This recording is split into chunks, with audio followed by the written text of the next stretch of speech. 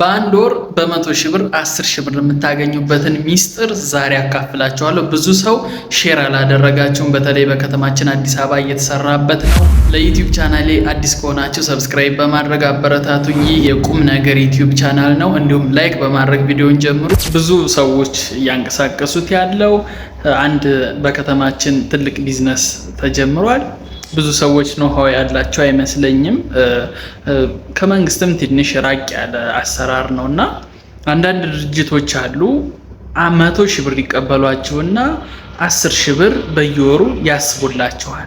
which is በየወሩ ለምሳሌ 500 ሺህ ብር ብታስገቡ ለዛ አካል በየወሩ 50 ሺህ ብር ወደ አካውንታችሁ ይገባል።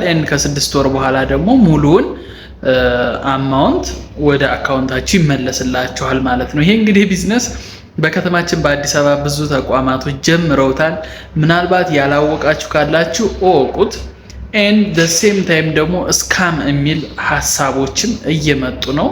ስካም ሊሆን ይችላል፣ እንዴት በዚህ ልክ ሊያስብ ይችላል የሚሉ ሀሳቦችም አሉ። ኤኒዌይስ እንደ ቢዝነስ አንድ 200 ሺህ ወር 300 ሺህ ብር እጁ ላይ ይዞ የተቀመጠ ሰው ምናልባት ይሄን ሀሳብ ሪስክ ወስዶ ሊጠቀምበትና የገቢ ምንጭ ሊያደርገው ይችላል። አንድ ሰው 100 ሺህ ብር ሰጥቶ ለዛ ተቋም ቼክ ይጻፍለታል። ከዛ በኋላ በየወሩ በ100 ሺህ ብር 10 ሺህ ብር እያገኘ ይሄዳል ማለት ነው። ይሄ እንግዲህ ትርፍ እንጋራ የሚል ውል ያዋውላችኋል እነኛ ተቋማቶች። ከዛ በኋላ በየወሩ እንግዲህ ቼክ ይሰጣችሁና 6 or 7 ቼኮች ይሰጧችኋል። በየወሩ ያን አማውንት ኦፍ ቼክ ወደ አካውንታችሁ እየመነዘራችሁ መጠቀም ትችላላችሁ ማለት ነው።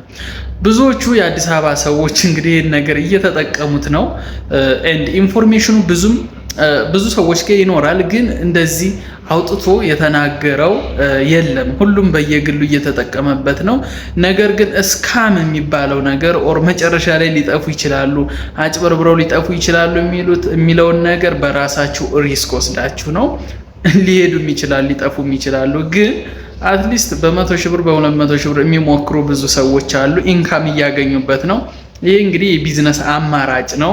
ምናልባት 100-200 ሺህ ብር እጃችሁ ላይ ይዛችሁ ምን ልስራ ብላችሁ ለተጨነቃችሁ ሪስክ በጣም የሪስክ አፒታይታችሁ ሃይ የሆነ ሪስክ መውሰድ የምትችሉ ሰዎች ልትገቡበት ትችላላችሁ። ይሄ ግል ሐሳቤ ብቻ ነው።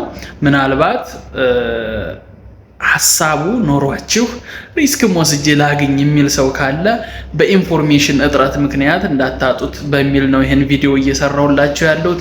በእርግጠኝነት ታመሰግኑኛላችሁ። ግን ሪስካችሁን ራሳችሁ ወስዳችሁ፣ ሪስክ ሌቭሉ ሃይ ነው፣ ሪስክ በጣም አለው። ግን ያው ሌቭል ኦፍ ኢንካሙ ወይም ገቢያችሁም በዛው ልክ ደግሞ ትንሽ ከፍ ያለ ነው ማለት ነው። ስለዚህ ልትጠቀሙበት ትችላላችሁ። ብዙ ሰዎች ሼር ሲያደርጉት አላየሁም። አዲስ አበባ ላይ 2-3 ብዙ ካምፓኒዎች አሉ እንደዚህ የሚያደርጉ። ቀጥታ ቢሮአቸው ሄዳችሁ ማናገር ነው የምትችሉት።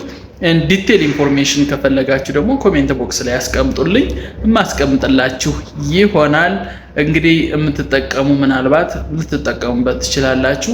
2-3 ዓመት ቆይተዋል እንደዚህ እያደረጉ። 1 ዓመት 2 ዓመትም ሊቆዩ ይችላሉ። ካምፓኒውን ፕሩፍ አድርጋችሁ ሄዳችሁ ተነጋግራችሁ አውርታችሁ ኢንቨስት ማድረግ ትችላላችሁ። ይሄ የቁም ነገር ዩቲዩብ ቻናል ነው። በቀጣይ በአዲስ የቁም ነገር ቪዲዮ መለሳለሁ። ቴንኪዩ። ይህን የዩቲዩብ ቻናል ሰብስክራይብ ሳታደርጉ በፍጹም እንዳትወጡ። በቀጣይ በአዲስ የቁም ነገር ቪዲዮ መለሳለሁ። ቴንኪዩ።